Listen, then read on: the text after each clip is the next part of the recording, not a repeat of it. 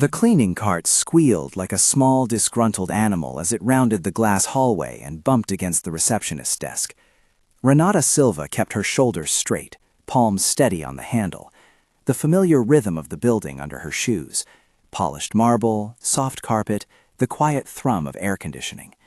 She had learned to move through those sounds the way other people breathed, almost without thinking. For 12 years she had stood in the margins of that office, invisible to most, precisely visible to those who needed her. Today, the margins were crowded. The executive floor smelled faintly of expensive coffee and cologne. People who owned suits gathered in a loose ring like waiting birds, curious and sharp. At the center of the ring, holding an envelope with an exaggerated flourish, was Danilo Souza. Danilo loved the stage. He loved the way a sharp cuff cut through the air, how a laugh could land like a pebble and ripple that cheap, public kind of power. He had found the envelope by accident, he said, left on the top of the courier bag, stamped in a language none of them recognized. He flicked the seal as if it were a trivial insect. He held it up and squinted. "What do you think this is?" he asked, voice bright with the kind of amusement that eats at the edges of people. His audience gave the expected croaks and chuckles. Roberto made a noise like a chipmunk trying on a laugh. Mariana angled away as if proximity might cancel responsibility. "No idea," Amanda said, pragmatic, her eyes flicking to the clock, always the clock. Danilo cocked his head and then, with a grin too wide for sincerity, threw it at the center of the room. "I'll give you my salary if you translate this," he said, loud enough for the far end of the floor to hear. He spoke slow, like someone announcing a cheap prize. The laughter arrived like a wave. Someone whooped, a phone camera discreetly raised. The joke landed on its feet because it had a target, someone who always moved silently, who never objected aloud. Under the laughter, the cart squealed again. For Renata, the world condensed into the texture of the paper he held, crisp, foreign, serious, and the shape of his lips as they curved into mockery. On the edge of the circle, framed by the glass of a conference room, Danilo's bodyguard stood like an afterthought made solid, broad-shouldered, suit too black against the office light. He was not usually part of the executive choreography, hired last year when the company expanded, and small strange threats came with the price of profit. The guard's face was an impassive stone before the joke, a presence that only registered when it had to be felt. Renata's hands froze on the cart for the briefest slip of a second. The years, before the cleaning uniform and the detergent-smelling apron, flashing through her like a film. Dusty university halls, a stack of graded essays, a small office lined with dictionaries. The day the phone call came, and the rector's voice tightened as if apologizing for thunder. "We can't keep a problem here," they had said, dressed in the careful language of expediency. She thought of the letter tucked in her sock drawer now at home, the one from the hospital with Sophia's name on it, a shorthand for late-night glucose checks, and a future that required stability. She thought of Carlos and his hands, steady, warm, and their quiet negotiations with rent. The room thundered with laughter until the guard stepped forward subtly, a hand lifting as if to catch a glass from falling. He didn't speak. He didn't need to. In that half-beat, he restored a modest order, an animal authority, not a moral one. The laughter drew back like the tide. Danilo blinked, his voice roughened by the sudden, exposed silence. "That's right," he said, the grin clinging but forced. "Whoever deciphers it gets my salary. 45,000? Anyone? Make it interesting." That line, bright, cheap, humiliating, hung in the light. It was the sort of thing Danilo believed defined him, quick, loud, the phantom generosity of a capitalist king. Heads turned, not toward him, but toward the envelope, and then, like an arrow, toward Renata. She had been taught to look at people the way one reads a text, start at the verges, learn the tone, find the verb. She stepped forward on small, quiet feet, and the corridor recomposed itself into a theater. "Maybe it's just junk," someone murmured, safe in the dark. A phone zoomed closer. Renata did not tremble, though she felt the old, low knot of fear that came when a room watched an appetite. She reached for the paper like a person pulling a lost phrase back into memory. Her fingers brushed the seal, and she felt the slight ridges of a stamp, wide enough to be European, not quite Latin. The lettering was unfamiliar, sharp, looping. Her mind, a modest machine trained through years of literature and linguistics, began to name its possibilities. "Hungarian," she said. The word escaped quiet, and the room inhaled as if it were a physical thing. Laughter drew back like the tide. Danilo smiled thin. "Are you sure?" he asked. She read slowly, out loud at first for her own voice. She rolled the syllables in her mouth like a key. It says the addressee must confirm receipt of the notice by 6 p.m. today, she translated, businesslike. There is mention of a testamentary disposition, a last will. Danilo's eyes narrowed. And there is a sum stated, Renata continued, 15 million euros. It names a nephew and specifies presence of an heir. She paused just long enough for the room to fill with its own imagination, or a designated representative to receive the estate. The guard's jaw tensed. Roberto's smirk liquefied into a thin sheen of unbelief. Amanda crossed her arms.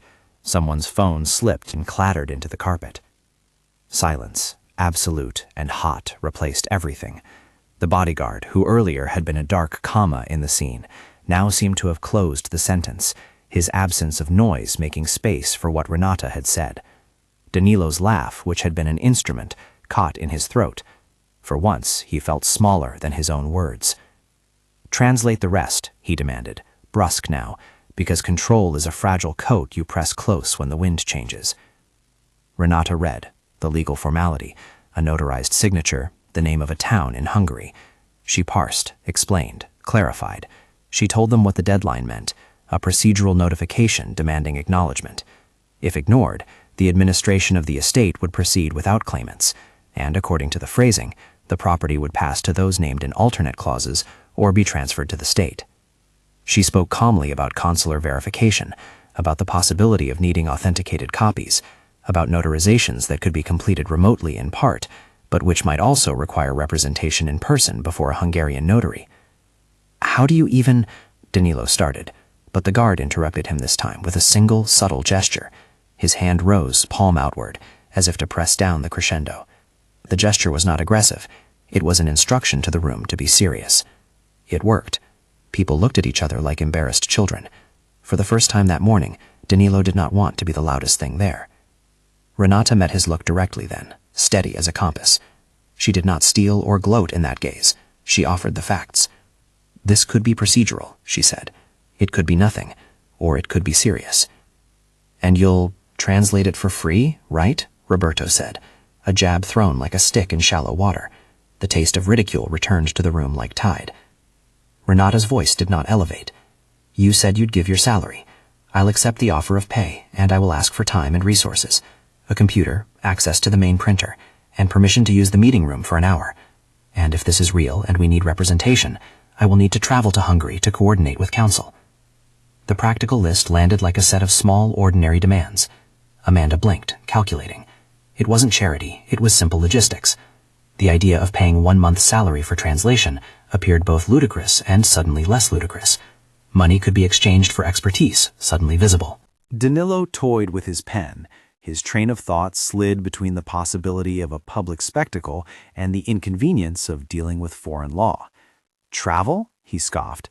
To Hungary? For what exactly? We can't just fly someone out on a whim. If the notice requires presence and there are contested claims, it's standard to have someone there to represent the claimant, Renata said.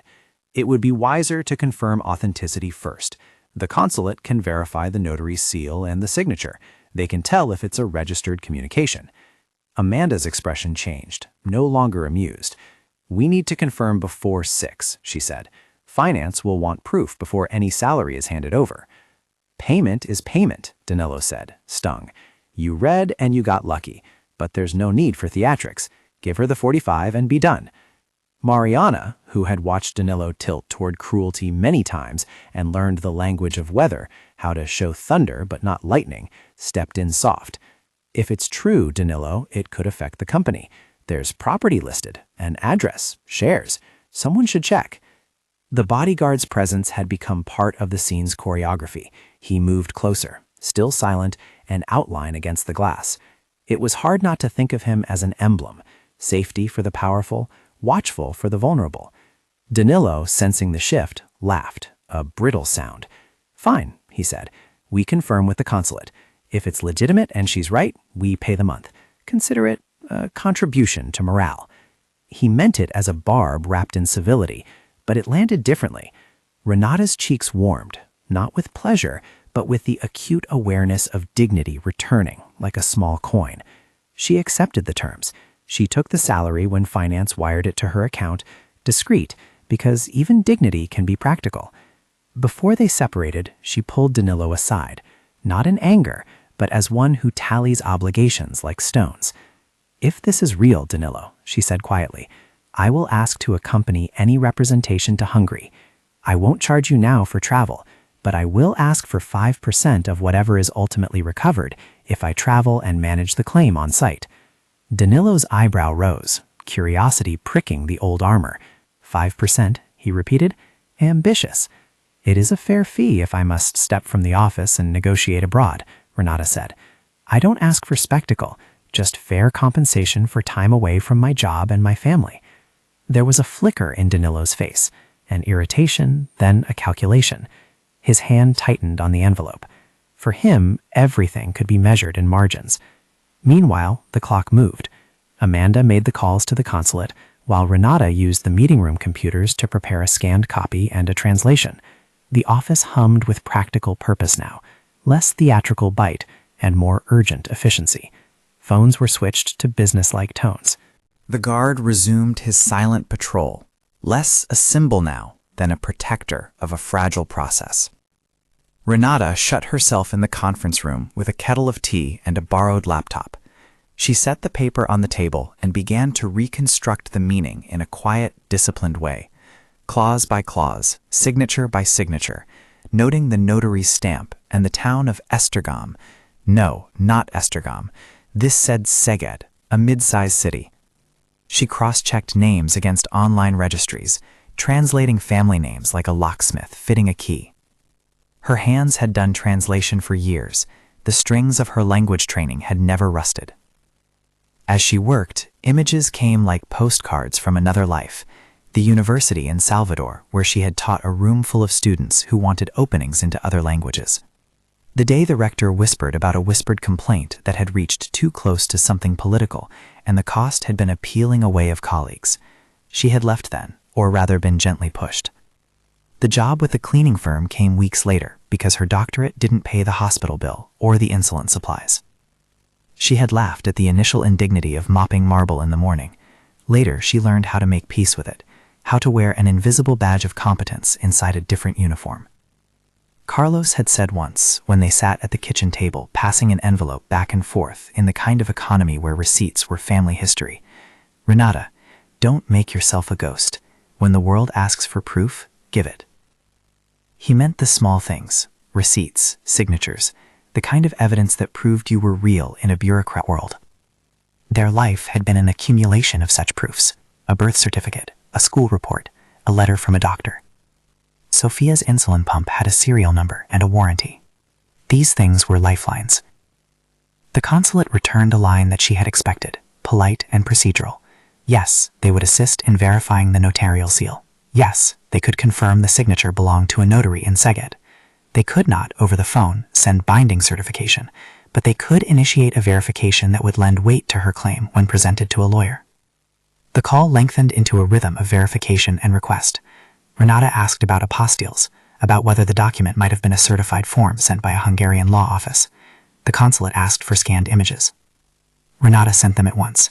She also asked Amanda, who had become an unexpected ally, to forward a simple corporate letter confirming that she was, at least that day, acting on behalf of the company for the purpose of translation and preliminary verification. It was modest, but a company stamp had weight on an embassy line. In some corners of the world, presence matters. They waited, and waiting made the office feel like a living room at the edge of a crisis. People resumed their work with a strange, muted focus, like swimmers settling into stroke after a shout. Danilo paced his office in quick circles, the envelope propped on his desk as if it were a talisman. The guard stood outside the door, as if guarding the threshold to a small cabal. Renata's phone vibrated with text messages. Carlos sent one. "Be careful," he wrote.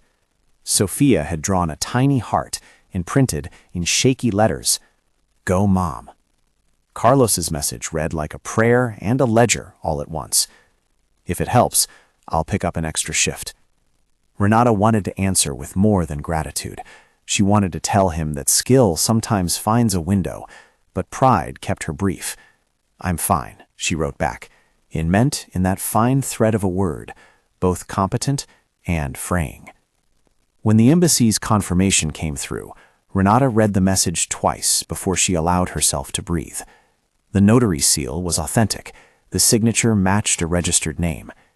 That still did not mean the will would be his. Legal counsel could show procedural defects, or heirs could contest, but it meant the door had opened. It meant the envelope was not a prank.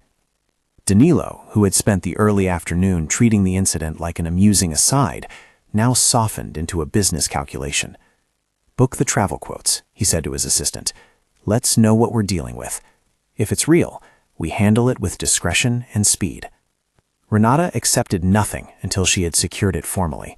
Finance wired the agreed amount to her account, and the meeting room became a makeshift operations center. She prepared a formal acceptance letter in Hungarian, an oddity but necessary, and waited for Amanda to print it, notarize it, and transfer it through a consular channel if needed. She organized the documents in a yellow folder she had once used at the university to carry thesis drafts.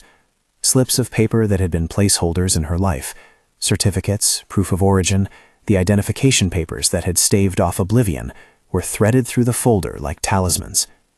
By 5, the office was a different animal. People returned to their desks, eyes no longer glazed but intent on a single task. Do not let an oversight become liability. The guard moved fluidly, a steady presence that had lately become a kind of inexplicable emblem of the building's seriousness. Danilo, who had enjoyed the sound of his own laughter earlier, now moved towards Renata with a different mood. He did not apologize in a form elaborate enough for social television. He had never been fluent in public humility. Still, he offered something like a concession. "Renata," he said, voice lower. "About earlier." She held up a hand, not to cut him off, but to frame the kinds of small truths that needed no spectacle. "You offered a salary," she reminded him. "You've compensated me. If this needs legal work in Hungary, the company will decide how to proceed." "I'm asking only that I be allowed to accompany or represent in part if needed. I asked for 5% as a fair share." Danilo looked at his hands, then at the envelope, then at the guard, who had never once changed expression but was now standing a little closer. 5%, he mused, more to himself. You could recover far more. It might be worth it. She nodded. She thought about Sophia's future, about the little steady lights of payment that could mean a college donated to ambition rather than a room paid for in scraps. Plans began to take shape. They would, if necessary, hire a Hungarian attorney, András Kovács, a name Renata had once encountered in an academic journal as an author of a paper on inheritance law, which seemed almost too precise to be coincidence. They would request authenticated copies, get a DNA sample if a biological link was being contested, prepare witness statements. They would need to move quickly if they stood a chance of meeting any administrative deadlines or of being taken seriously by local council. And then the interruption came. Someone at the shipping desk opened another courier envelope. The floor had grown used to packages, contracts, marketing prototypes, the small ghosts of commerce. But this one was larger, and the courier's hand shook as he set it down. "Another one?" Amanda said. The seal on this letter carried a different weight. The face of the stamp was stamped with a confident hand and a name that made the word contestation feel deliciously formal, a law firm from Budapest, and the letter enclosed, translated in a header, declared that certain parties disputed the validity of the testamentary disposition and reserved the right to petition for the estate on grounds of alleged undue influence and missing signatures. Roberto hooted a small, embarrassed laugh that did not reach his eyes. Danilo's composure shrank. The guard's posture tightened like a coiled rope. Renata felt a coolness run through her palms even as she sat down. Contestants. The word arrived like a viper and coiled around the folder she had been organizing. The neat architecture of procedure collapsed into a labyrinth. "Who are the claimants?" Danilo demanded, as if language could gut a legal document. Renata skimmed the translated paragraph aloud, voice controlled. "They say the decedent had a companion, a Miss Esther Nagy, and also name relatives, Mirali and Bela Kovács, who claim to be closer relations. They request immediate injunctions against transfer of property pending full verification." The name Kovács hit a corner of her mind. András Kovács. Coincidence or a family network? She couldn't tell, but contingency crept in like water under a door. Now the possibility of an easy procedural acceptance had slipped toward a contested, costly battle. It was no longer only about translation and quick verification. It was about building a case, about lawyering across borders, about persuading judges and marshalling evidence. Danilo cursed softly. "This is getting expensive," he said. He had tasted the possibility of 15 million euros, like a debt owed to his sense of validation. Now he tasted the possibility of expense and delay, things that weighed on profits and patience. Renata looked at him, then at the paper. No one saw in the envelope a shabby woman's life or a teacher's lost classroom, only a sum and a set of names. But she saw Sophia's face, small and determined, and she thought of the way people who care for others become instruments of proof in systems that only reward names. She understood clearly that this was not a job she could do alone. She also understood the strange arithmetic of dignity, that another person's arrogance had created a door, and now the work of walking through it would require allies. "Get me Andras," she said, "and a Hungarian notary, and prepare to authorize counsel to accept representation if the consulate concurs." Her voice was the voice that had lectured students, explained syntax to stubborn undergraduates. It is the voice of someone who knows how to map complexity into decisions. Danilo made a face that promised trouble and then picked up the phone. Across the floor, Mariana watched him and then looked at Renata with a small, human shine. "If anyone can do this," she said in a voice nearly of prayer, "you can." Renata felt a small, tired smile. She had not written her resume for years. The pieces of her past had been scattered like notes in a drawer. Yet here they were, summoned into function. She pulled out a small, worn notebook where she'd kept addresses and names from her academic days. She made calls, her fingers steadying as she reached for contacts in translated literature, for names that might connect to a Hungarian attorney. The first confirmation she received was a name, Dr. Peter Sabo, a notary associated with estate cases. Then a second line, Andras Kovacs, who could be consulted. It felt like pulling threads that might untangle a knot. But each conversation had its own measured formality, each asking for scanned credentials for an explanation of standing. They were prudent and somewhat cold across the internet at distance. The law moves cautiously in other countries, especially when large sums and contested claims are involved. Renata explained. She explained in slow, clear Portuguese, and then in clipped, careful English. She typed translations into a document and attached the scanned pages. She made sure everything had the right headers and that the company's letterhead matched the signatures. She asked Amanda to prepare an official corporate authorization for representation, stamped and signed. It would be a small armor to cover her as she stepped into that foreign space. 5% if you go, Danilo said suddenly, as if she had been wrong to ask. The question came edged with a new calculation. "I still ask for it," she said. "If I leave, I'm leaving a job, a family, and I will be responsible on site for the logistics of claims. 5% is a minimum." He looked at the envelope as though its paper could make up his mind. It had humbled him in public and now demanded his attention in business. His face, which had been a public facade for so long, loosened into something like caution. "When do you need to leave?" Amanda asked, the practical voice in the room. "It's unclear," Renata said. "If the injunctions are filed and they ask for representation in court in Hungary, we may need to move fast. The first priority is to preserve continuity, authenticate, prepare a response. If the consulate gives us clear verification and the attorneys advise it, we go." There was so much to do that the office felt like the inside of a drum, the skin tight and round. Finance prepared a provisional wire for expenses.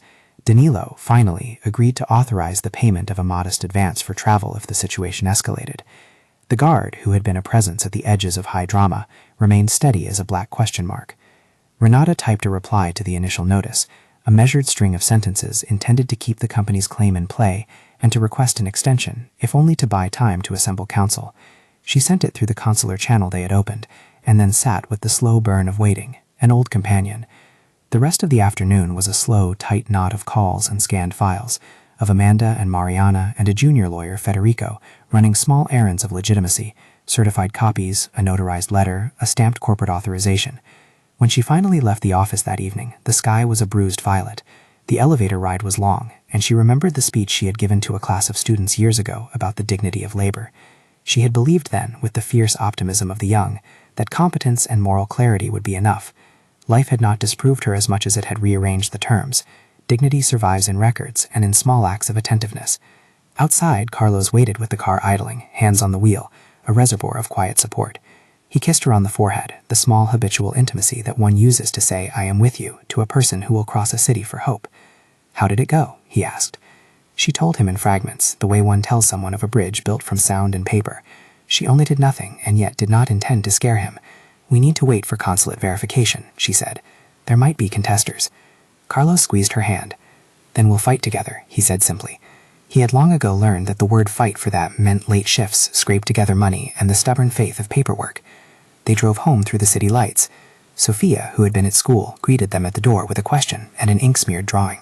Renata hugged her, and for a minute the world was only small, proud things. A daughter's homework spread across the table, a pillbox with times labeled. Sophia asked, with the raw honesty of children, "Is that the money we need to pay for?" And then the rest of the question dissolved. "It could help," Renata said. "It could give you more options." Sophia's eyes were too old for her age. She nodded, and in the dark of that kitchen, Renata allowed herself to hope just a little. Hope tasted like coffee gone cold at the edges. The night did not resolve anything. The consulate's verification would take time. The envelope sat in her bag like a small, secret future.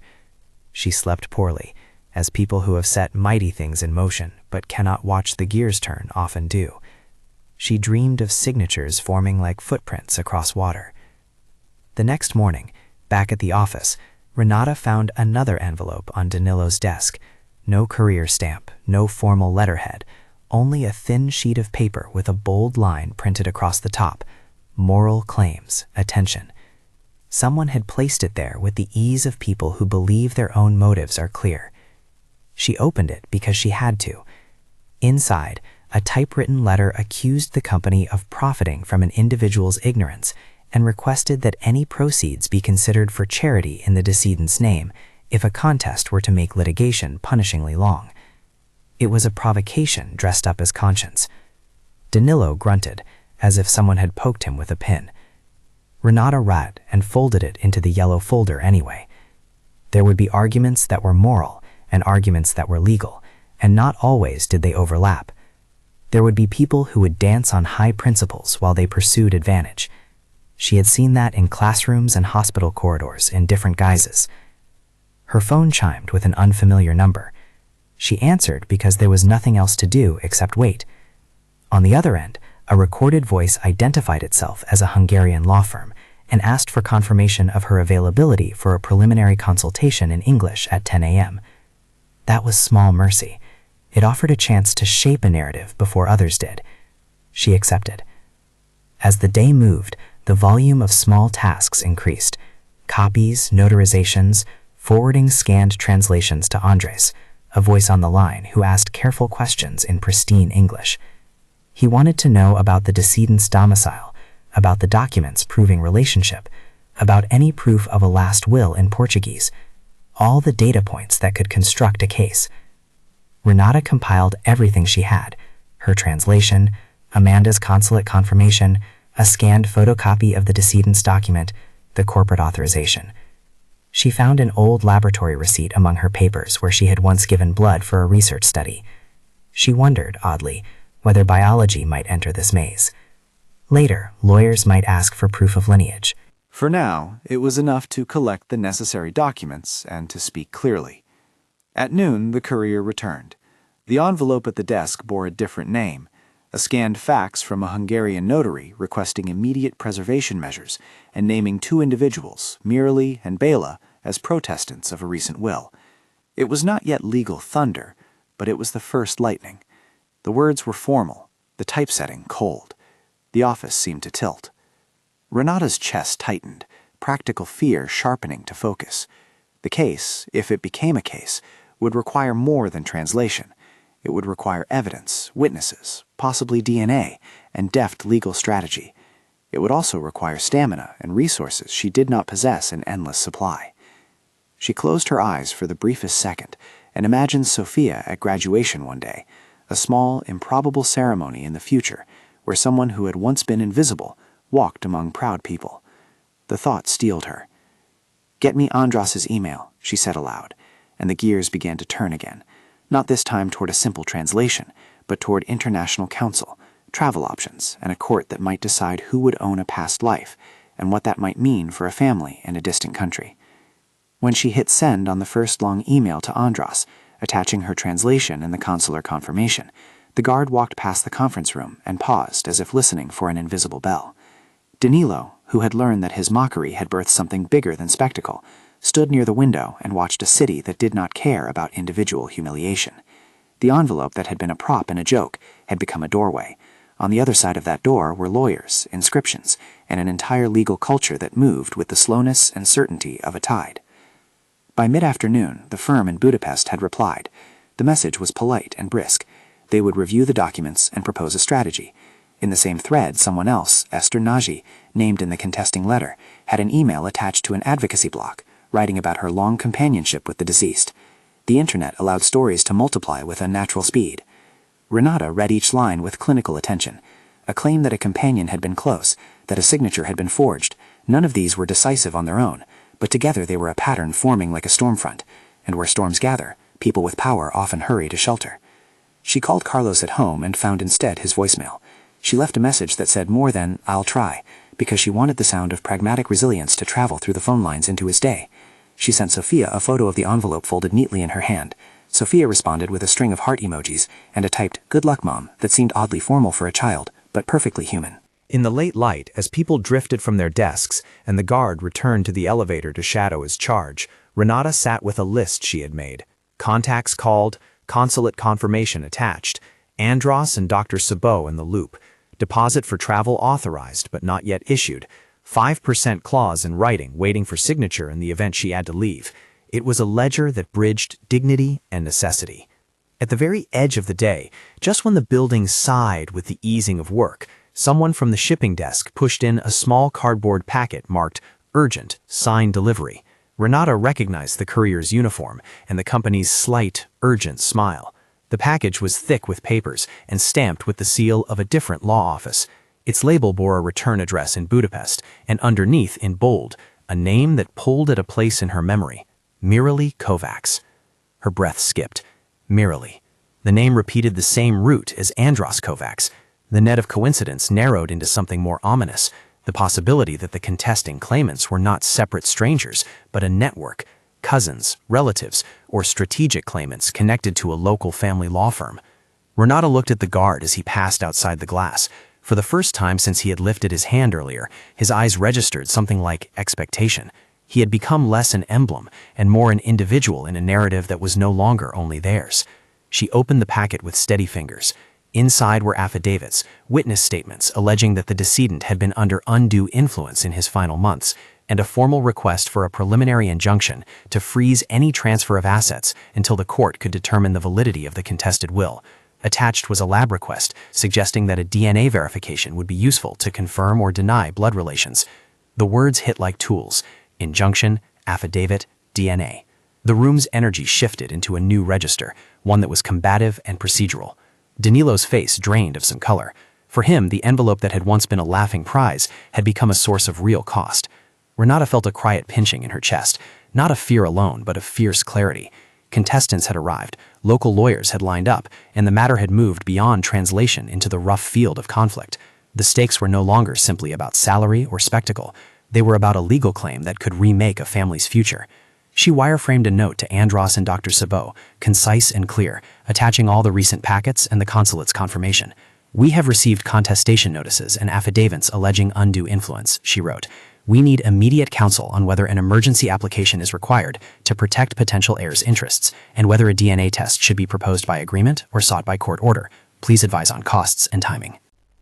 She paused a beat and then added, because time was a lever, and confession sometimes settles burdens into shared labor, "If representation requires my presence in Hungary, I will travel and expect 5% compensation of any recovered estate for my presence and coordination, including time away from my job and family." She hit send. The little whoosh of the outgoing mail felt like a small bell. Outside, as the city blurred into evening and the guard escorted the last few executives out, Danilo closed the office door and picked up the envelope between his fingers. He read again, and the tightness in his jaw softened into something that suggested not simple remorse, but the calculation of a man who had been taught to make his value public. He tapped a finger on the paper and then looked at the security guard, who for all his silence had been a kind of adjudicator that day. "Get me a quote for flights," Danilo said suddenly, not to Renata, but to the guard, who, like a human calculator, seemed to possess the proportions of practical decisions. It was an odd step for a man who had used the guard to silence the room. Now he used him to convert crisis into logistics. Renata watched him, the envelope still warm in his hands. She did not ask for regret. She only asked for action. When the guard walked away, he did so without flourish. His role in that moment had been simple: to hold the room's attention and to return it to the world. But in the small arrangement of the day, his presence had created a pause that allowed Renata's words to settle into place. The legal replies from Budapest had not yet arrived. Contestant documents lay on the desk like a challenge. Renata gathered the yellow folder, tucked the new packets inside, and left for home. The night commute felt heavier. The city's lights flickered like small jurors. At the taxi stand, a man in a dark suit brushed past her, and for a moment she saw herself outside of the job, the worlds where legal forms had different meanings. The car crawled through the city as if the lights themselves were tired. Renata watched the blur of glass and neon and thought about the thinness of a paper life, how a will could carry weight across borders, how a signature could tilt the fate of strangers. At home, Sophia had left a stack of school papers by the kitchen sink, a small universe of messy writing hand and stickers. Carlos had brewed coffee and pressed it into her hand without asking. In the small oxygen of that kitchen, the world narrowed to the things she could touch and the things she must now do. She slept in fits and starts. In the morning, she woke with the yellow folder on the couch between them, a paper beacon. Amanda's email had a time, 10:30, for a call with Andras. The company had authorized a travel deposit with a grudging signature from Danilo. The finance department had prepared a modest wire for expenses. Everything moved forward on a thread of cautious bureaucracy: consulate verifications, stamped letters, corporate authorizations. It was, fundamentally, the sort of interaction bureaucracies were built for: an exchange of proofs. The flight to Budapest was a fold in time. Renata carried her yellow folder and a small backpack, along with a kind of map she had drafted in her head: what to ask, who to meet, what documents would carry weight before a Hungarian bench. She had printed names and numbers in a little shorthand she had learned teaching: what to ask, when to pause, how to translate not just words but intent. The office had put her on a direct flight with a mid-level cabin reservation. Danilo insisted on discretion, but had not insisted on an escort. That irony sat on her chest like a coin. Budapest arrived as a city of stone and rivers, austere and immediate. Andras Kovacs met her at the airport with a driver and the careful gravity of a man who believed in legal form. He was younger than his byline suggested, with an easy English and a polish that came not from show but from habit. Dr. Peter Sabo was older, a former professor of civil procedure who moved through municipal halls like someone who had practiced patience as a craft. Both were quick to the point: the contestation notes, the affidavits, the request for injunction. They had seen this before: contested estates, foreign claimants with documents and stories. Their job was to make a human story legible to a court. Their plan fit on one page, the kind of architecture lawyers love: secure preservation measures, challenge the affidavit's evidentiary value, request expedited authentication for contested signatures, and, if necessary, ask for comparative genetic testing to resolve questions of bloodline. The doctors and notaries could locate a biological sample more efficiently if they could show the court a reason, a plausible chain of relation, a risk of asset dissipation, and, crucially, an established link between the claimant and the decedent. It was heavy work, and none of it would be done without patience and the right procedural steps. Renata told them everything she had: her translation, the consulate confirmation, the corporate letter, the contesting affidavits, and the envelopes that carried names and insinuations. She explained the family thread as far as she could, that the decedent had listed a nephew, that Danilo's line seemed plausible but not paper perfect. She gave them a copy of the note she had drafted asking for 5% if she traveled and managed the matter in person. The lawyers accepted it with the detached curiosity of professionals who have seen many forms of negotiation. "It is not unusual," Andrus said, tapping a pen against his notebook. "Someone who coordinates across borders and produces value often seeks contingency. 5% is within reason. We will need a written contract that specifies services, conditions, and how any recoveries are dispersed." "We must avoid any appearance of impropriety. The court will be concerned about self-dealing." He smiled in a way that indicated both warmth and warning. Renata wrote the contract in a small, clear hand, outlined duties, time away from her employment, and the 5% clause tied to documented recovery net of legal costs. Danilo signed in a shaky line across the bottom when the document found its way to him by courier the next morning. He did not apologize then. He signed because business demanded signatures, the way weather demanded wind. The first legal step was the injunction. Without it, assets could be transferred, and the estate quickly administered in a way that would make contesters' objections moot. Andros filed an application asking the court to preserve the contested assets and to order the local notary to produce certified copies of the decedent's original documents. He also asked for limited jurisdiction to secure any biological samples tied to the decedent's medical records, if any existed, and proposed a chain of custody protocol to ensure evidence would be unimpeachable. Judge Farkas assigned a preliminary hearing within days. Hungarian civil courts, the lawyers explained, move on urgency where there is risk of asset dissipation. The hearing would not decide the will's validity, but could freeze the estate and compel production of evidence. That, Andros said, would give them the leverage to investigate thoroughly.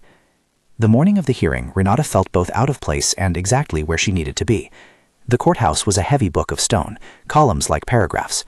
The courtroom smelled of old lists and paper.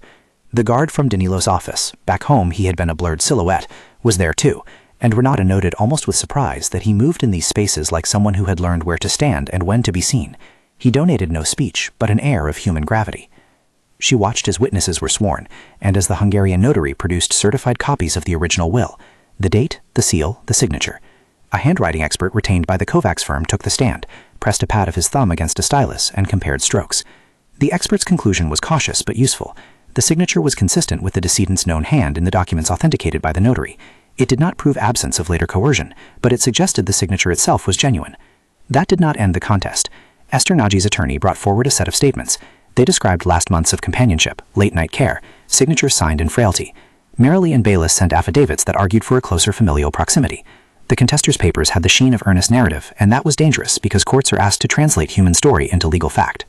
Andros objected where he needed to. He noted knots in witness chronology, dates that shifted under cross-examination, improbable recollections, overlapping claims that suggested a possible collusion of convenience. When the contester's affiant spoke of a long-term companion who had been the decedent's caretaker, Andras asked for hospital records, for grocery receipts, for any documentation that would demonstrate permanence beyond sentiment. The contester's lawyers had done rapid work. They had pages and emotional testimony, but their documentation was thin in comparison. The judge listened with the almost implacable attention of someone who had the habit of deciding months in minutes. He granted the preservation order and asked for more evidence. He would allow production of any extant biological sample under strict chain of custody to answer whether the claimant was a lineal descendant. It was, in the judge's phrasing, a prudent step, an acknowledgement that in disputes about line and legacy, the body can speak where paper cannot. When the court ordered the search of medical archives, an unexpected lead arose. The decedent, it turned out, had a surgical sample retained years ago from a minor procedure, formalin-fixed tissue used in pathology that, by luck and law, could be accessed for comparative DNA if authorized. The pathology archive required a court order, but once the judge had signed, Dr. Sabo arranged for a chain of custody retrieval and, crucially, for a neutral forensic laboratory to handle testing. Renata felt a tightness in her stomach that was not only fear. DNA is the sort of proof that feels both infallible and intimate. It was the sort of evidence that overshadowed other stories. She understood the moral consequence of asking for a strand of someone whose life could not consent anymore, and yet whose genetic matter might be the thing that could grant or deny a living family its future. She held the ethical complexity as a thing to be honored. They would not treat the samples lightly. The lab in Budapest processed the samples under clinical standards. They took Danilo's swab and compared it to extracted DNA from the archive tissue. The first results, an initial report, arrived under tight envelope, a partial profile, not definitive but suggestive. It showed markers consistent with a first-degree relationship. The court ordered a secondary, more comprehensive analysis. Both sides agreed to avoid public pronouncements until a full report could be produced and verified. While the tests were being run, Renata's role shifted from translator to strategist. She worked with Andras and Peter to assemble the social proof of Danilo's relationship: birth records, baptismal certificates, a letter from a cousin in the old country who remembered a summer visit, a ledger found in a desk that tied the decedent to Danilo's father. She pored through parish registries and old property rolls, and in small, frustrating triumphs, she found a notarial act from the 1970s that listed familial ties in language that read like family history. The documents did not stand alone. They fit together like timber. They were not conclusive individually, but together they built a plausible human chain. The contested side, meanwhile, produced emotional testimony, photos of the decedent with Esther, notes that hinted at intimacy, and statements about care and a final illness. They painted a picture of two people who had shared days and perhaps influenced decisions. On the morning of the main hearing, the courthouse filled with press, local and foreign, because wealthy estates and legal contests make for tidy stories. The room was hotter than the day before. The audience hushed when the judge entered. Danilo sat rigidly beside his lawyers, face pale beneath a careful tan. Renata sat behind him, feeling like a seamstress of narratives. She had joined threads and waited for the cloth to show its pattern. Andras opened with a tight, clean description of the facts. He spoke about authenticated documents, about the notary seal, about the necessity of allowing the will to be properly examined before assets could be distributed. Then he turned to the contester's evidence. He did not demean feelings. Rather, he found holes in timelines, suggested motives for opportunism, and highlighted the professionalism of the notary who had acted under clear procedure. The contester's lawyer was eloquent, and that was a danger. Eloquence can make scarcity seem plentiful. He produced Esther Nagy, and she spoke like someone living memory had folded into paper. Her voice carried across the room. She told of quiet meals, of afternoons of shared television, of the decedent's fatigue in his final months. She described with human simplicity gestures that suggested intimacy. The judge nodded, as a judge does when hearing matters of human life. When Mirali and Bela took the stand, Renata watched for details in their faces, the tiny saccades, the careful memory.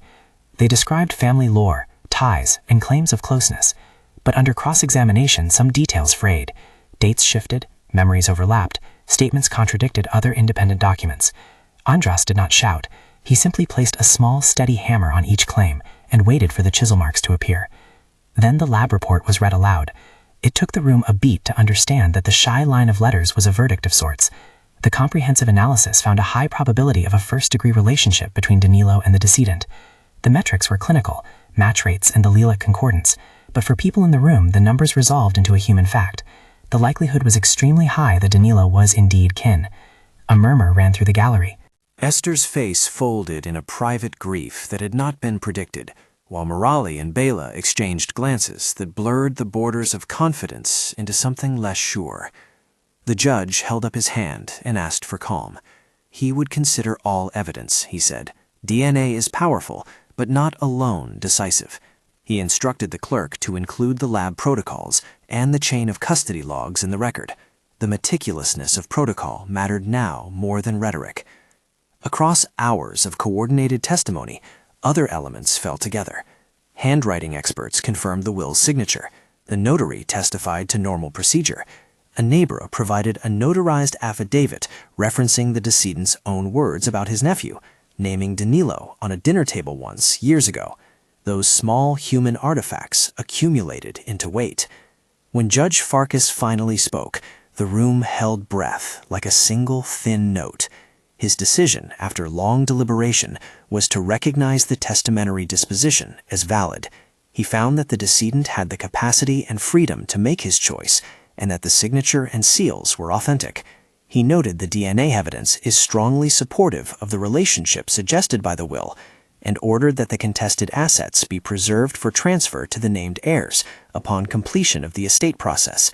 He denied the contester's request to override the will. It was not a melodramatic victory shouted in the streets. It was a careful legal closure that required more docility than celebration. Outside the courthouse, Danilo's shoulders collapsed into a kind of private release. The guard, who had once raised a hand to silence the room at his joke, stood close by, eyes trying to understand his employer in new terms. Danilo did not make a speech. He did not boast. Instead, he turned to Renata, who stood quiet like a fulcrum, and put out his hand as if to give her a small, deferential acknowledgement. "You did this," he said. His voice was low. "You did everything." Renata took the offered hand briefly, then stepped to the side. She had been careful never to make the case about glory. "We did what the paperwork allowed us to do," she said, "and we followed what was necessary." He nodded. In that nod were many things: relief, gratitude, and perhaps a dawning discomfort with what his earlier mockery had cost someone else. He asked quietly about the 5%, and reached across the table to ensure the contract was honored. The company accountant prepared the transfer in a small, private office. The sum was a life-changing number, though not unimaginably vast in the scheme of the estate. The 5% clause had been plainly written and plainly earned. Renata accepted the contingency payment, not as an endpoint, but as a tool. She paid off debts, arranged for Sophia's first year's tuition, an amount that would make the difference between deferred dreams and immediate possibility, and set aside a small portion as a security for Carlos in case work became unpredictable. She kept a ledger, as she always had, because records were her liturgy. But the verdict rippled beyond financial relief. Danilo, confronted with the legal and human stones he had so casually thrown, began to change in practical ways. He did not stand at the courthouse and deliver a grand confession. He began to alter policy where he could diagnose harm. Salaries were no longer a toy for spectacle. He called a company-wide meeting 2 weeks after the verdict. The same corridor that had once watched him make a joke now watched him climb the steps with a different gait. The guard who had raised a hand to silence him before took his place at the side, a quiet presence rather than an instrument of cruelty. Danilo started small and public, an apology in front of staff that was measured and sincere. He did not recite the old phrase as a joke. Instead, he said plainly, "I betrayed the company's dignity when I made a public spectacle of a colleague. I was wrong. I want to change that." The room was not theatrical. The apology came like a ritual designed to unstick a locked hinge. Then he announced changes: a modest profit-sharing pilot program, a fund for scholarships for employees' children, and a review of company culture to make sure dignity was not an accidental casualty of hierarchy. He appointed Mariana to lead an internal committee to implement these policies because she had always known how to read the climate of the place and how to move people from intention to action. Renata, in a quiet ceremony that felt more like work than theater, was offered a formal role, Director of International Relations. It was a title and a platform. She insisted on keeping some of her hours for the community she had not abandoned. She wanted to continue her translations and to mentor a small group of young people in legal literacy and language work. She asked for and received autonomy to set up partnerships with Hungarian firms and universities. And she insisted on 3 things as part of her acceptance: a transparent contract with the company detailing compensation and obligations, a fund for Sophia's medical needs to be administered independent of salary flows, and a small scholarship fund in her father's name for students who were displaced from academia by political reprisal. Danilo agreed on the spot, perhaps moved more by the inevitability of public record than by innate conversion. But he followed through. The profit-sharing pilot was launched with clear metrics. Scholarship guidelines were written. A small memorial fund was created in the decedent's name to support cross-cultural academic exchanges with the Hungarian university that had been named in some of the decedent's correspondence. It was, in a way, an attempt to convert a legal windfall into social goods. Back in Budapest, the contesters filed an appeal, but with less vigor than they had expected. The appellate process would take time, and the judge's initial findings and the DNA results anchored much of the record. Esther Nagy, who had lost, retreated from the public fight, and later accepted a small settlement tied to recognition of care she had provided, but not to the full power she had sought. Mirali and Bela pursued their legal interests for a while longer, but their edges had dulled under the weight of authenticated documents. Renata found herself drawn back to the small craft of translation even as she navigated corporate strategies. She spent afternoons in Andras's office comparing legal vocabularies and evenings on calls with Peter Sabo discussing procedural notes. She wrote a memo for the company titled Cross-Border Best Practices that included a section on dignity in corporate speech. The memo, read by leadership, became a modest touchstone. It did not guarantee an end to power plays, but it put a framework in place for accountability. And there were personal ripples. Sophia received news in the late autumn. She had been accepted into a medical program with a scholarship from a private foundation that had learned of her story through a quiet sponsor. The acceptance letter arrived like a small miracle measured in bureaucracy. Renata cried alone in the kitchen, then called Carlos, who answered with a laughter that sounded like relief. The scholarship covered much of the tuition, and the 5% payment covered dorm and the first year's living expenses. Sophia's small, steady face on the video call that night felt like a victory that was part joy and part arithmetic. Danilo, in quieter moments, asked Renata for guidance, not on legal matters but on the subtle moves of corporate kindness. He asked about the scholarship setup and how to craft language that did not sound condescending. He made a point of pulling Mariana aside and listening to her counsel. These were small, necessary acts, the arc of a man reshaped not by performance, but by the way he rearranged his day-to-day decisions. He did not become a new saint. He became a different calculator. Months later, Renata received an invitation she had not expected, an offer from a small Hungarian university to participate in a guest lectureship series on legal translation and comparative legal culture. It came as recognition and as an opening. She accepted on the condition that she could continue to live in Brazil and travel intermittently. The arrangement expanded to a consulting partnership with Andras's firm, focused less on money and more on building bridges, structural linkages across legal languages and cultures. The company implemented a host of measures, mandatory trainings on workplace dignity, an anonymous reporting channel, and a reworked reward structure that removed public mockery as entertainment. The guard, who had once served invisible power, now worked as a discreet coordinator for executive presence, a role he performed with dignity and no theatrics. He kept his posture, but not his impunity. Renata kept the yellow folder in a drawer, its edges softened. She had not wanted fame, she had wanted work that paid, and dignity that could be recorded in receipts and diplomas. The 5% had been a tool, and she used it that way. Sophia's future, an emergency fund, and a modest seed for a community literacy fellowship she started in the evenings for people who, like her once, had been pushed out of professional life and needed a way back. In time, the company held a small anniversary event about corporate responsibility. Danilo gave a speech that was as tightly crafted as any he had given before, but different in tone. He told the story of the envelope, not as a punchline, but as a caution. He said, "We can be measured by the way we treat the people who make our everyday possible."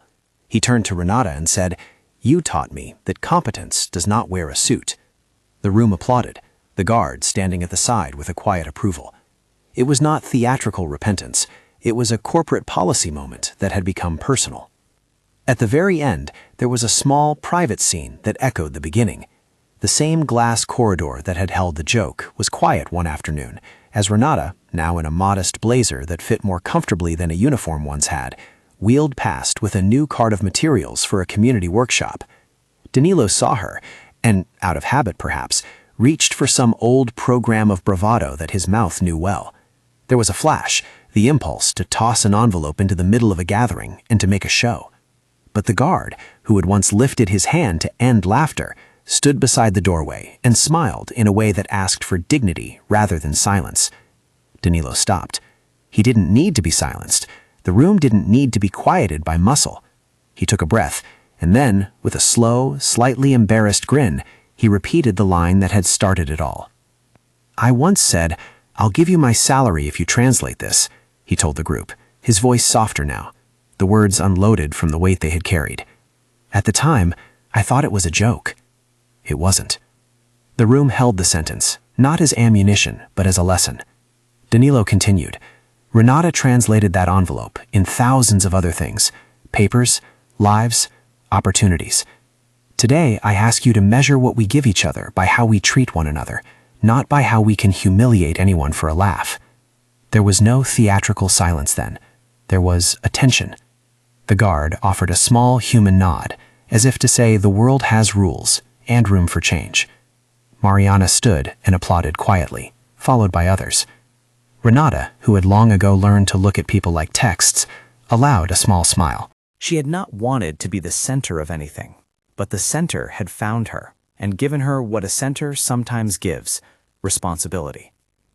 Months later, in a small ceremony held with legal colleagues and a handful of friends, the Hungarian University awarded Renata a modest honorary certificate for her role in a cross-border case that had become, in their description, a lesson in dignity. It was not a citizenship, not a title to hang in grand places, but a recognition that made her feel less invisible. And a small plaque was placed in the company's lobby, not with the dramatics of triumph, but with the modest inscription, "Work honors persons." Sophia's first term went well. She was small and fierce in the lecture halls, a child of injections and strict schedules who would learn to manage fear with lists. Carlos found regular work and a measure of breathing room. Renata's evenings were full of tutoring and lecture prep. Her days were full of emails and translations. She moved between the worlds of domestic management and international negotiation with the practiced agility of a person who had never let their sense of self be only occupational. As the year closed, the contestor's appeal faded into the background of legal calendars. The estate was administered in a way that accounted for recognized heirs and for a small fund in the decedent's name that supported medical research in his hometown, an outcome that felt, oddly, like a moral compromise across borders. Renata kept a copy of the final court order in her yellow folder, now annotated with notes about procedural nuance for a workshop she would soon teach on civil authentication. She found that writing the steps down for others made the jolt of the past feel more useful. She wanted, in small ways, to make a map for people who might one day find an envelope themselves, how to turn a joke into an accountable task, how to navigate the strange geography where dignity and law meet. At the end of a long year, she stood in front of her students in a borrowed lecture hall in Budapest and told them in English and a bit of careful Hungarian that paper is powerful only where people are accountable to it. She talked about the ethics of translation, about how a word is never only a word when it carries another human's fate. The students listened with the kind of focus that has the quality of people who want practical answers. Later, a young woman came forward and said, "My father was denied work because he could not prove his name abroad." The woman's voice broke, but Renata was ready with a list of protocols, a network of legal contacts, a promise to connect. On a quiet night back in Brazil, the guard, who had taken a small, unexpected place in Renata's life as a steady shadow, brought a letter to the reception. It was from Danilo. He had written in a short corporate hand and enclosed the company's report on the new policies and a note, "For Sophia's fund and for the scholarship you insisted on." Thank you, and forgive me. The guard set the envelope on the reception desk as if he had become postman for contrition and left without comment. Renata kept the letter in a small box with Sophia's drawings. She read the signature and let it rest there as something that had happened and been recognized. She had not wanted Danilo's apology as a trophy. She wanted the day-to-day changes to continue. And in the months since that first envelope, she had seen the glimmer of genuine institutional commitment, a slow reshaping of culture, a different conversation around leadership. People still told the story, locally, quietly, about the day the cleaning cart wheeled in, and a woman with a mop translated an estate that would change fortunes. They told it less as gossip and more as a parable about work and dignity. Sometimes Renata heard someone quote Danilo's old line as a joke. Sometimes they remembered the guard's raised hand and the hush that brought her voice into the open. The story did what stories do. It turned into a tool. At home, Sophia came to visit during a university break and found her mother in the study, a small lamp lit and papers spread like a map. "Do you remember the envelope?" she asked, half smiling. Renata folded a corner of a page and looked up. "I do." Sophia's eyes were bright. "It changed everything," she said. "For us." Renata put down the paper and reached out to tuck a stray hair behind her daughter's ear. It felt unbearably simple and unbearably large. "It did," she agreed. "But not because of the money. Because somebody listened." The company's lobby still had the plaque, small and honest. Danilo sometimes passed it and paused. He had learned, in time and paperwork and late nights, to measure his words. In interviews with staff, he credited the employee's dignity as central to the business's future. He met with Mariana and Mariana's committee and listened. He gave the guard a small raise and handwritten note of thanks. He kept the guard's hand from having to silence anyone again. Renata's life found a new rhythm that carried both the weight of responsibility and a lightness that comes from a duty well done. She balanced academic lectures and corporate consultations. She taught legal translation workshops and watched Sophia practice anatomy terms that once would have sounded like a foreign language in their kitchen. She had not imagined this life. No one ever imagines the tidy arc of a life that must be rebuilt, but it fit, with all its seams showing. On a clear afternoon, before returning to a lecture in Budapest, Renata stopped by the same glass corridor. The light cut in at an angle, and the marble gleamed. People moved around her, suits and uniforms, and the small commuters of daily business. She touched the handle of the cleaning cart out of habit, a small ritual, and then pushed it forward for a moment as if to remember the rhythm. A junior staffer passed by, frowning at a spreadsheet. He hesitated, then spoke up. "Miss Silva?" he said, a little breathless. "I just wanted to say thanks. Your memo helped me with a client this morning." Renata blinked. She thanked him, and then, because she had the habit of looking at people like a reader looks at a sentence, she offered him a piece of advice she had learned from years of grading essays and negotiating wills. "Measure your work by the people it makes possible," she said. The junior man looked at her and smiled, as if a small light had clicked on. The guard, at his post, watched the passage with a private smile. He had once been a silhouette in a corridor, moving at the edges of a joke. He had no desire for public praise. His pleasure was private and precise. He had seen a wrong and watched a repair in slow motion. He had never raised his voice. He had simply learned when to step into a room, and sometimes when a simple gesture would be the hinge that turned the day. When the company released its annual report that winter, it included a small case study on dignity and language. It quoted Renata's memo and described policy steps taken. It did not dramatize the envelope. It treated it as a thing that could teach institutions how to behave more humanely. The story reached a few pages in a trade magazine and a modest segment on a morning show. People nodded and moved on, but some young translator watching the segment that night felt less invisible. Renata kept working. "Silva?" he said, a little breathless. "I just wanted to say thanks.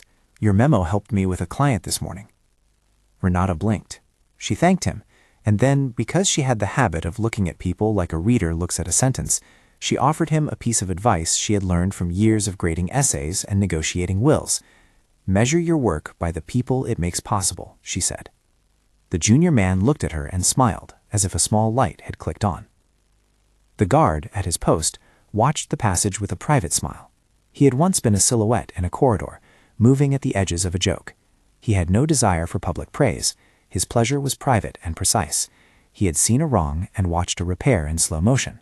He had never raised his voice. He had simply learned when to step into a room, and sometimes when a simple gesture would be the hinge that turned the day. When the company released its annual report that winter, it included a small case study on dignity and language. It quoted Renata's memo and described policy steps taken. It did not dramatize the envelope. It treated it as a thing that could teach institutions how to behave more humanely. The story reached a few pages in a trade magazine and a modest segment on a morning show. People nodded and moved on, but some young translator watching the segment that night felt less invisible. Renata kept working, teaching and translating, mentoring and managing. Once in a while, she would walk past the corridor and hear someone in a suit joke, tastefully, about paper. The guard would give a small look, and the joke would be gentle. There was a new equilibrium, power tempered by the knowledge of the costs of spectacle, institutions shaped by the people who made them run. The envelope, once a prop in a cruel laugh, had become a hinge for change. It did not remake the world. It altered a few lives and nudged a company towards responsibility. For Renata, it was a step back to an identity she had never fully abandoned, a teacher who had translated a legal document, and in doing so, had taught a room how to be quieter and kinder. One morning, as snow fell lightly over Budapest, and the Danube ran cold and steady, Renata answered a note from Judge Farkas's office that thanked her for her professional conduct during the case. It was a small recognition, a bureaucratic courtesy. She put the letter in the yellow folder, and closed it, the sound of paper meeting like a small mercy. As for Danilo, he no longer used the envelope as a joke. When he told the tale now, he said, "I learned that words can take lives from people or give them life. I chose to do the latter." The guard, for his part, kept his hands gentle at the doorway. He had learned that making a room stop is easier than making it listen. Renata kept a small list of rules on the inside cover of her yellow folder. Keep receipts, verify signatures, teach what you know, and never let humiliation be entertainment. She added another rule later, in a different color ink. When you are offered a salary as a joke, remember that someone's life may be inside that paper. Years from the envelope, when Sophia graduated and the family sat for photos that showed stitches of struggle and stitches of relief, Renata let herself be photographed with an arm around her daughter. The company's plaque hung in the background of some photographs taken for the local paper. Danilo stood in the back, hands in his pockets, and the guard watched from the wing like someone who had seen his role transform from threat to witness. The story did not end with the slam of a courtroom gavel. It unfolded in the slow, accountable days that followed. Dignity, Renata had learned, is not a singular judgment. It is the sum of small systems rearranged to respect human lives. She had translated a paper that changed a fortune, and in doing so had changed her own life in ways that no one would have predicted in the corridor the day the cart squealed. If someone asked her later about the day Danilo laughed and offered his salary as a joke, she would say, simply, "It began badly, and it ended with work." Then she would look at Sophia, who would be late for a lecture or early for a shift, and she would know the answer that mattered most. Work had given them back their dignity. And somewhere, in a quiet drawer, the yellow folder waited. It held signatures and papers and letters and a small, faded photo of a city that had once felt like a closed door. Renata closed the drawer and went to teach a class, footsteps measured and sure. The guard at the lobby desk stood to attention when she passed, as he had always done, and for the first time his posture felt like protection rather than intimidation, a small human inversion of power. The company no longer measured its amusements and humiliations, and a woman who had once been invisible now translated law and life for a living. The guard never had to silence the boss for a cruel laugh again. He had learned instead to hold the room, and when needed, to remind it to listen. And the joke that had begun in ridicule had been replaced by a quiet, abiding requirement. In that office, dignity would not be the punchline. It would be the work. If this story moved you, please consider subscribing and sharing it with someone who needs to hear that competence is often quiet, and sometimes it just needs the chance to be heard.